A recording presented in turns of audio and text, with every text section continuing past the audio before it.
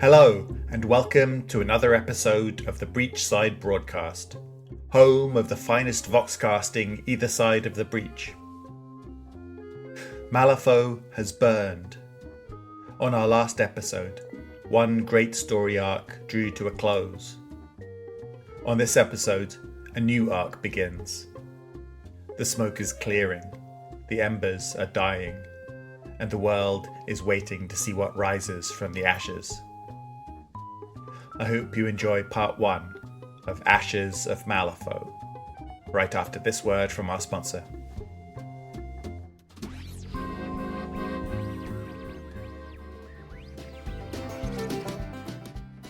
This episode of the Breachside Broadcast is brought to you by Fitzdungry & Sons Watchmakers. For 6 generations, the Fitzdungry family has been making high-precision timepieces for the discerning gentleman and the elegant lady. Our legendary pocket watches have been redesigned specifically for Malifaux, with date and moon phase complications configured for Breachside. Visit our flagship boutique in Geneva or our newest branch in downtown Malifaux.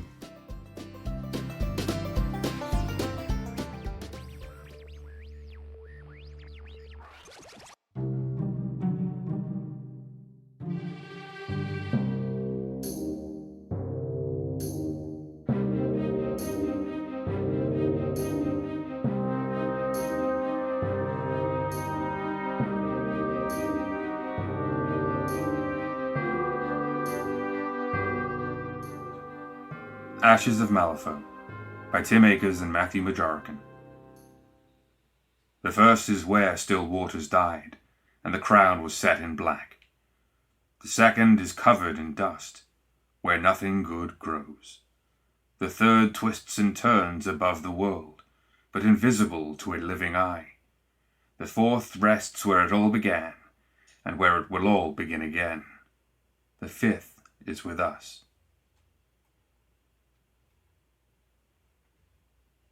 The last breath left the creature's lungs with a wheeze. Its heart, stressed by the poison in its veins, and straining against the crushing pressure of end-stage tachycardia, through its final spasmodic flutter, then became still. Its eyes grew wider, wider, staring into the unknown abyss that lay beyond the veil of life, before going dim. That final spark that separated the living from the dead burned bright one last time, then faded into soot. The silence that followed was interrupted by the scratch of a pen across parchment. A being dressed in dark robes belted close to his body observed the corpse as it lay in its cage. Moments passed. He made a final note, then leaned back in his chair. "Long enough, I think," he muttered, placing his notebook aside. And now... His hand went to the dial at his side. As he cranked it up, the circle of runes etched into the floor of the corpse's cage began to glow. Crystals set into the prison bars picked up the hum of energy coursing through the air. A high-pitched whine set the Fae's teeth on edge, oscillating as he adjusted the amplitude, seeking the perfect frequency of time and mortality, until he thought the air itself might shatter. The corpse twitched. A single beat of its heart, then another, picking up the rapid rhythm of the tachycardia that had killed it moments ago. The creature's eyes bulged as it convulsed, living its last moments all over. The first shock of the poison struck its heart, followed by the gentle burning in its veins, as the toxin worked its way through the body. Then the muscle aches, the first twinge that something was wrong. The creature's eyes passed from terror to alarm to dull curiosity. Then it was past. The poison left its body as though it had never been there. Because it hadn't. This was the creature as it had been before the Fae injected the poison. It looked up at him and chirruped quizzically. The scientist smiled. "Good as new," he whispered, cutting the dial and sitting back. Another moment of notes. Then he leaned forward and flipped open the door on the cage. The creature snuffled at the open air, then glanced at the scrap of cheese on the floor. Even that was restored. Amazing. Before losing interest and hopping out of its confinement. It scuttled across the stone floor, then between the bars of the Fate's prison cell and into the hallway beyond. An iron-shod foot came down, crunching bones and pulping flesh. The creature died for the second time that day. The scientist frowned and looked up at his visitor. "The dead should stay that way," she said with a snarl. "There's an order to these things. Life among the living, the dead in the grave." Her dress was similar to the scientist's, white instead of black, belted tightly across her torso, but hanging loose across arms and legs. A ring of keys hung at her belt. The Fey man's eyes flicked to the keys briefly, before settling back on the jailer's placid face. Hypocritical words from one who has already violated the natural order. You brought life into this world from nothing, just as I did. The Fey capped his pen and stood. Freedom lets one widen their perceptions, gain understanding. You don't lack for genius, of course, but your worldview could use development. Kind of you to recognize that, the visitor said, ignoring the spite in the other Fey's comment. She glanced down at the dialed cage and its bait of cheese. "I see they let you have your trinkets back. These trinkets will save the world from itself one day." The scientist crossed his arms and leaned against the wall. "But you didn't come here to chat. What do you want with me?" "Want? I just like to remind myself that you're trapped in here, while I'm still out there making the world better, stronger, more ordered." She looked him up and down. "Doesn't look like much has changed since last time. Enjoy your solitude." She turned on her heel, leaving a little curlicue of blood from the crushed animal. As the footsteps faded in the darkness, the man sighed. "You will play your part. We all will," he said, gathering his notes. "Once a year you come to me. I wonder what anniversary you're celebrating. My capture? My death? Who can remember such things? But at least you're consistent." With the scrap of steel he kept for just this purpose, the imprisoned Fey scratched another mark on the wall. It joined dozens of others, hundreds, stretching along the length of the cell. "One more year. How many more before you understand which of us is imprisoned?" The Fey scientist fished in his pocket, pulling out a steadily ticking watch, the heart of his grand experiment. He felt the heat trapped inside the metal as he ran a thumb across the inscription. It was in a language he didn't know, but the name was familiar, the echo of its weight reverberating through the centuries it had travelled, searing through time itself to reach him. H. Kitchener. The being that would become obliteration slipped the watch back into his pocket. There was work to be done on his great machine that would change the world. A perfect evening for a stroll. With each step, Ivan tapped his cane against the cobblestones of the murky alley. The smooth black stone on its top was cold against his palm. The flickering gas lamp at the head of the alley sent shadows squirming across the stones, and the pale moon overhead turned the rooftops and puddles at his feet into silver. Yes, an excellent evening. If only he had time to enjoy it. But Ivan was on a job. The alleyway led to a door, which led to a hallway, and then a bustling gambling den beyond a second door, sealed in iron and secret words. But metal offered no protection from Ivan's wiles, and secret words were his native tongue. The gamblers all looked up as he entered, like gazelles started at the river's edge. But he was not there for them. A charismatic phrase and soothing smile, and they went back to their cards. Ivan passed through them and on to the stairway beyond, up to the secret room nestled in the building's cupola. Eva met him at the top of the stairs.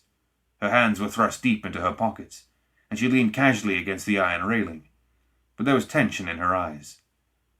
Doubtless a derringer was hidden in one of those pockets, paired nicely with a whip at her side. Ivan tipped his cap with his cane. "Good evening, Eva. A quiet night?" "English," she answered, but the tension stayed in her voice. When he was about halfway up, he heard the sharp click of the hammer reaching full cock. Good, Ivan thought. Trust no one. "Cleopatra, my dear," Ivan said. The password pulled the tension out of Eva's face. The hammer clicked back to rest, and she pulled her hands out of her pockets, standing straight. "A quiet night," she confirmed, "but it's looking good. Target hasn't left his corner all night, not even for dinner. It's close. Grand." He paused at the top of the stairs while Eva produced a key to match the one in his hand. Both inserted them into the lock and turned. One-time keys, so no member of the DUA would enter without another's help. Or so they believe. The door opened with a creak, and they passed through. "See that gets oiled, will you?" "I'm not the janitor," Eva said dismissively. Two more operatives huddled inside the room, their hands stealing away from weapons as they saw Ivan's smiling face. With the door locked and quiet, Ivan gestured to the window. "So who's our man?" he asked. "New to the game, I think, because he keeps twitching every time someone comes down the street." Eva knelt beside the window and pulled back the screen, allowing a view onto the street opposite. There, between the barrels. Ivan peered through the murky glass. A guild agent loitered at the corner, dressed to fit in with the kind of crowd that frequented this street of ill repute. The gas lamp over his head was out. Not that unusual around here, but a little too obvious. Ivan frowned. Too obvious by half. "We're sure he's the one we're waiting for?" "Positive," one of the operatives confirmed. A recent recruit to Ivan's cadre, with more empty space between his ear than brains. "Tagged him walking out of the guild enclave 3 nights ago." "Well, I think we've waited long enough. The two of you go down there and rouse him. See if you can get him to bolt somewhere interesting. I want to know which of this district's pies the guild has their fingers in." The operative and his silent compatriot worked their way off the couch. Ivan waited until they were out of earshot. "Eva, go downstairs and pay a visit to the proprietor. Make sure he forgets we were here. Forcefully if need be." "Already done." Eva knew the code. She drew her whip, following the pair of agents out of the door. Ivan waited until they were gone, then closed and locked the door. He didn't want to be disturbed. A pity, really. Hate to waste operatives. The guild agent below was obviously bait, meant to draw a reaction from the DUA. Anyone Ivan sent after him would doubtlessly disappear into the night. That new operative and his companion knew nothing of value about Ivan's plots, but just enough that the guild inquisitors would feel they'd gotten one over on society. Now to the real work of the night. Ivan brandished his cane, staring deeply into the black soulstone at its head. He didn't even need to speak the words anymore. A shade peeled away from one of the operatives who'd made it to the outside of the safe house. They stretched back and back, passing through the window to stand before Ivan. "Here's what I want you to do." He pointed out the window, where the operative and his companion were inexpertly circling around the guild agent. In a few minutes, or a few hours, depending on the patience of the Inquisitor, those men are going to die. That drew the Daver's attention. "You are to follow them and report back to me. I want to know who questions them and where they are taken. Can you do that?" The Daver hesitated a long moment before tipping his head once, slowly. "Very well. Be quick about it." The shadow started toward the window. Ivan turned his attention back to the street, where the guild bait was pretending to finally notice the DUA agents. The man drew a pistol and fired a single shot before running down the alley opposite. The bullet went well wide, but close enough to spark the other's rage. Both amateur operatives yelled and drew their own weapons before running after the bait. "Almost too obvious," Ivan muttered. "Well, what are you waiting for? After them." When there was no sound from the Deva, Ivan turned around to check that the shade had not slipped free of the spell that bound it. Something was clearly off, but the shade eventually slithered after its mark. Strange, and not in a good way. But that was the first task down. Ivan produced a pair of iron shackles from his coat, chained to a collar of luminous coils. He spread the chains across the floor, then took a deep breath and spoke to the shadows.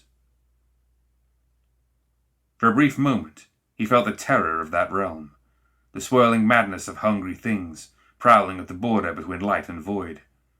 They snarled and snapped at his fingers, their tenebrous spines sliding icily against his soul, until he was sure he had their attention. Then he closed his eyes and pulled. At his feet the chains rattled. A spirit rose, inky blackness cut from the shadows, swirling like smoke caught in the breeze. The collar snapped closed, and the Faraday coils burst into brilliant light as they seized the spectre. The creature writhed against the constraints. Ivan took a step back and waited for it to settle down. After a few moments the creature stilled, and turned its horrific eyes on Ivan. Malevolence smoldered behind the pinpoints of light glowing in its empty sockets. "Had enough?" Ivan asked. The spectre didn't answer. A line of sparks outlined its murky form, sizzling and bright in the darkness. Terror flickered through its skeletal face, and the coils of the Faraday collar crackled as they strained against unseen forces. Suddenly the spectre dissolved in a wave of flames, like ice dropped in boiling water. Beams of light played out from where the creature had stood, diminishing as the void left from its fleeing body collapsed. Ivan threw his arm across his face. The iron chains rattled against the floor, empty smoke wisping off the collar. "What?" Ivan whispered. Brocken spectres rarely broke free from DeWalt's Faraday collars. When they did, they never fled without trying to take a piece of their captor with them. Something had spooked the shadow creature badly enough to spare Ivan a duel. Mordrake tugged furiously at his soul, demanding his attention. Touching the collar of his jacket, Ivan brought the flaring runes of his armor to life. What now? At the edges of the room, the shadows moved. Curling flames touched the walls and flickered beneath the furniture. The deeper the shadow, the brighter the flame. Holding his cane in front of him like a shield, Ivan turned slowly around, waiting for an attacker. But none came. After a few moments, the flames guttered out. Well, that was unsettling. Cautiously, Ivan started toward the door. Eva could see to the mission herself. If the guild was playing some kind of counter-game, he needed to seize what assets he could and get out. Though he suspected something much deeper was going on. If only... A familiar feeling passed through his entirety, though it was one Ivan had not felt since his experiments with the soulstone Gretchen gave him oh so long ago. The stone that led him into the shadows, and his complicated relationship with Mr. Mordrake. He opened his mouth to scream, but the shadows already had him. He fell, silent, pulled back into the dark. Shadows squirmed at Ivan's feet. The walls of the room were now interlaced with skeins of humming shadow. Umbral waves echoed across every surface, stippling the floorboards in lines of darkness. Distant shrieks floated through the air, undercut by sharp gasps and startled exclamations, always just around the corner, over the shoulder, out of sight. That sense of stalking malevolence, so familiar to Ivan whenever he let his mind wander or his attention grow lax, hovered in the air around him. The world vibrated with cold, directionless dread. "Why have you brought me here?" Ivan demanded. He searched the room for Mordrake, but could not find him. There was a gentle tapping at the window. Ivan whirled in that direction. For a heartbeat, Mordrake's deformed face leered at him through the murky glass, then was gone. Ivan went to the sill and flicked aside the gloom-draped curtains. The street below had undergone a similar transformation. shadows where there should be light, and twisting manifestations of the umbral power that this realm provided. There was no sign of the guild agent, nor Ivan's doomed compatriots, but there was something Ivan didn't expect.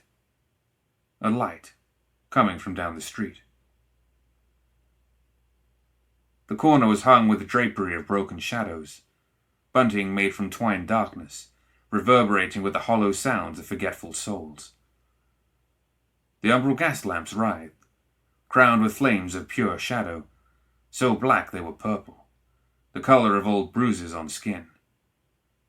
More honest in its dreary mien, less deceitful of its true intent. Shadows whispered from the edges of Ivan's perception. They watched as he walked to the centre of the crossroads and looked in the direction of the light. There was a man in the middle of the street. More than a man. A conflagration in a tortured shape. His arms stretched to the sky, as though he were trying to reach the stars, to find his place among their ever-shifting patterns. His head craned backwards. The features of his face warped and twisted, eyes that were mouths, teeth that screamed, an expression of dread and power and hatred and madness. The shadows fled from his light. They rippled and snapped like banners torn by a hurricane. Shreds of umbral matter flew like cinders through the air. Their edges frayed.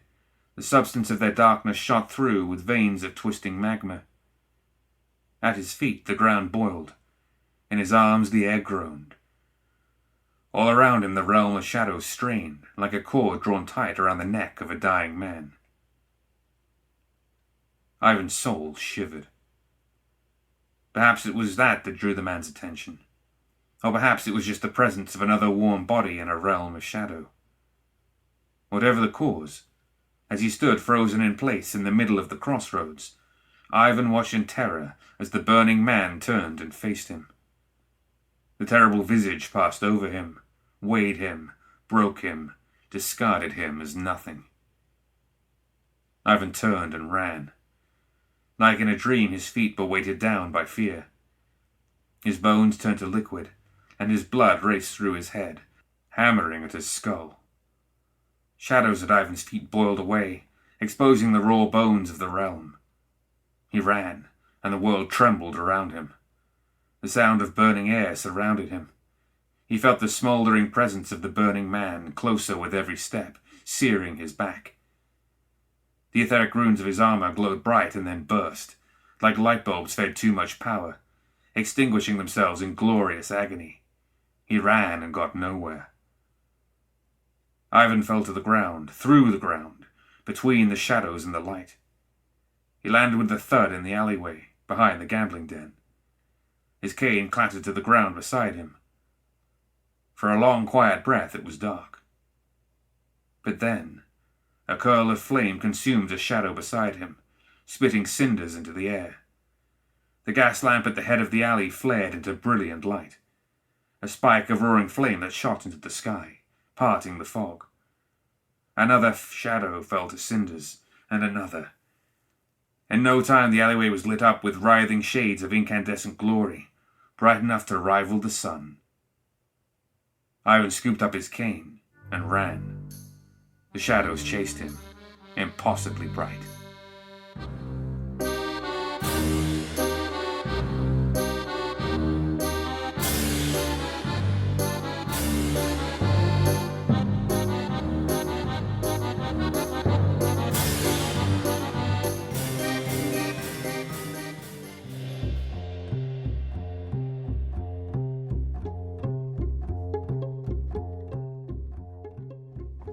That's it for another episode of the Breachside Broadcast. Join us next time for the continuation of Ashes of Malifaux.